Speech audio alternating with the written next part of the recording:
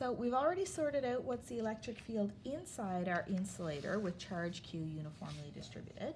Now let's figure out our electric field outside. So some distance r, which is greater than the radius of the sphere A.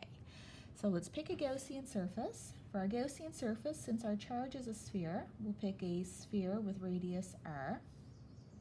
Since we want the electric field outside, we'll make sure that the radius of our Gaussian surface is bigger than the radius of the sphere so that we're outside. So our Gaussian surface is a sphere outside of our charge.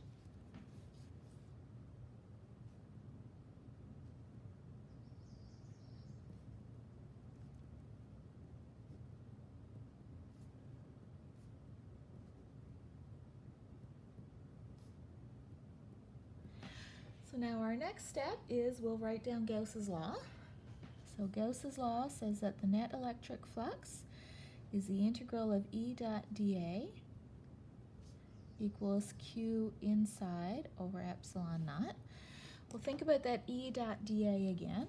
Our electric field is radially out everywhere. So our electric field comes out this way.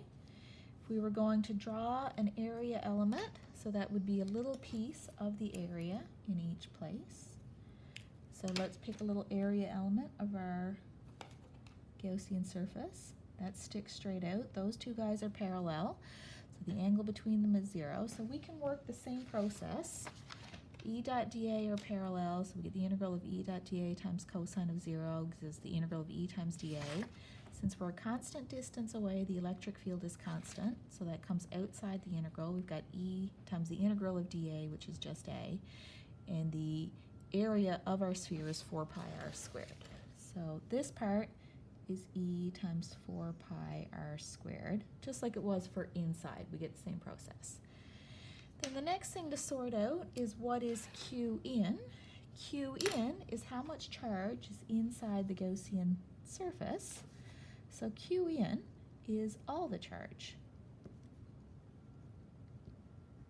because the entire sphere is inside the Gaussian surface, so the entire charge is inside the Gaussian surface.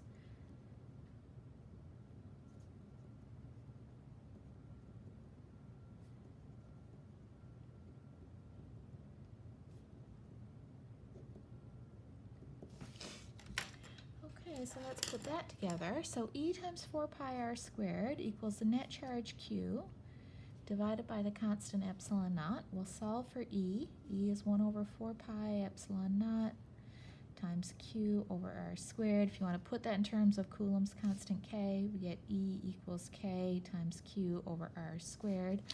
So outside of our insulator, it looks just like a point charge, and it also looks like the same result we had for a conductor. So to finish up our problem, we'll just do a graph of the electric field as a function of distance from the center of the sphere.